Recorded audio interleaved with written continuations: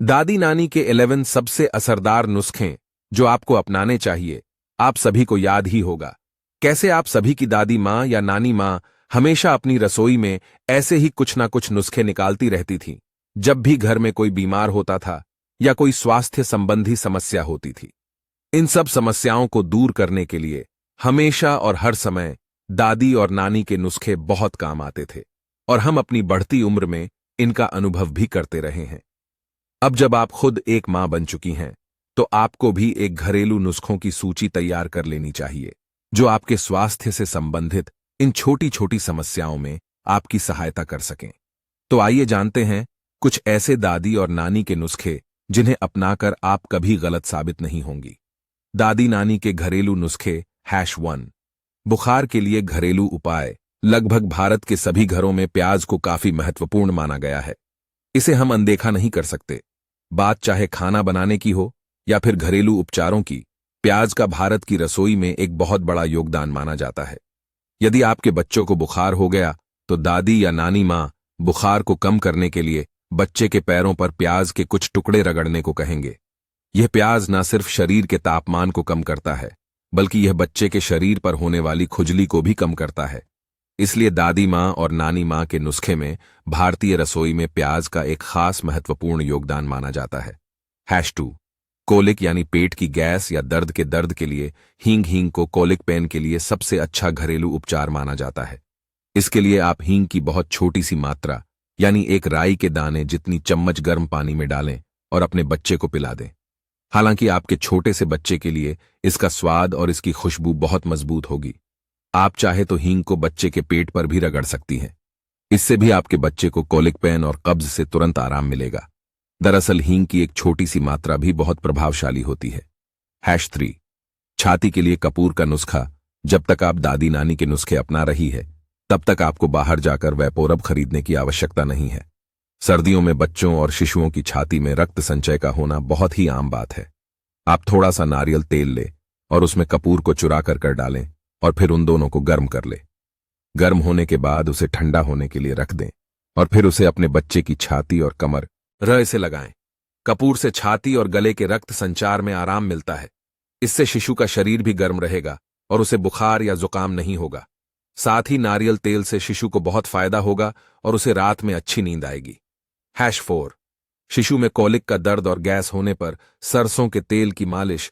यदि आपका बच्चा कोलिक का दर्द होने पर अपने आप को असहज महसूस कर रहा है और चिड़चिड़ा सा हो गया हो, तो आप उस वक्त दादी नानी माँ के घरेलू नुस्खे अपना सकते हैं और यह उनको तुरंत आराम भी दे सकता है। उस समय आप अपने बच्चों के पेट पर थोड़ा सरसों का गुनगुना तेल लेकर मसाज करें। इससे आपके बच्चे के रक्त संचार में और पाचन तंत्र में सुधार होगा। सरसों के तेल की मसाज से आपके बच्चे को गैस और कब्ज से तुरंत आराम मिलेगा। सरसों का तेल आपके बच्चे के लिए बहुत ही फायदेमंद होता है और इसकी मसाज करने से बच्चे को नींद भी अच्छी आती है। जब बच्चों को कोलिक का दर्द होता है, तो सरसों का तेल बहुत ही महत्वपूर्ण भूमिका निभाता है। #5। हल्दी वाले दूध के नुस्खे। चाहे आप बच्चे हो या बड़े हो, जब आपको किसी चीज से संक्रमण होता है, तो हल्दी वाले दूध से बढ़कर कोई दवा नहीं है। इसके लिए आपको एक चुटकी हल्दी को कुछ गर्म दूध में मिलाकर पीना है। हल्दी एक बहुत ही प्रभावशाली रोगाणुरोधक का काम करती है और आपको संक्रमण से बचाती है। इसके अलावा हल्दी प्रतिजीवाणु घरेलू दवा मानी जाती है, जो आपको विभिन्न संक्रमणों और कीटाणुओं से रक्षा करने में मदद करती है। #6।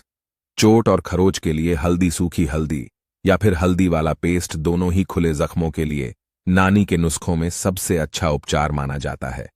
हल्दी को रोगाणुरोधक घरेलू उपचार माना जाता है। इससे आपका घाव संक्रमित नहीं होता है।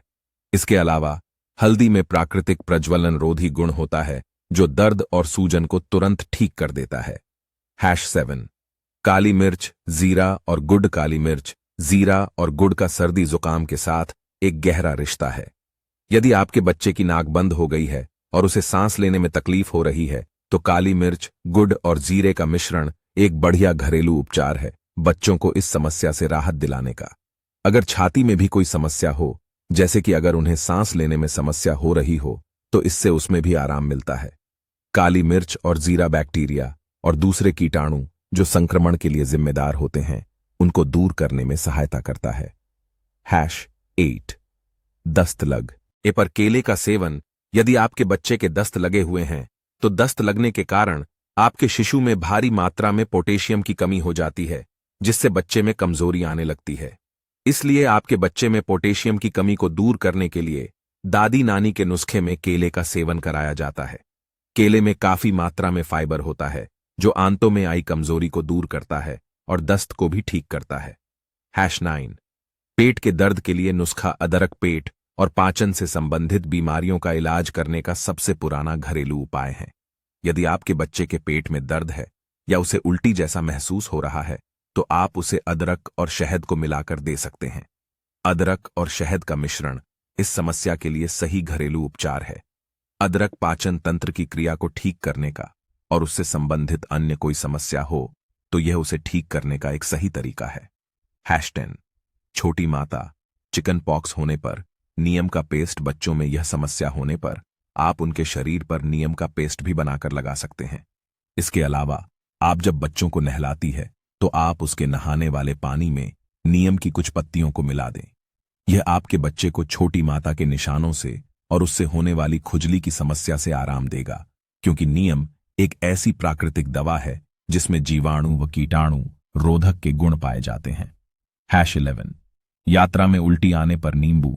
यदि आपका बच्चा हर समय कमजोरी महसूस करता है या फिर आपको लंबी यात्रा के लिए जाना है, ऐसी स्थिति में दादी या नानी माँ आपको कुछ नींबू का जूस लेने के लिए कहेंगी, क्योंकि नींबू का रस मुंह की लार को बढ़ाता है, जिससे आपके बच्चे में मोशन सिकनेस की कमजोरी दूर हो जाती है और वह अपने आप को तरोताजा और सही पाता है।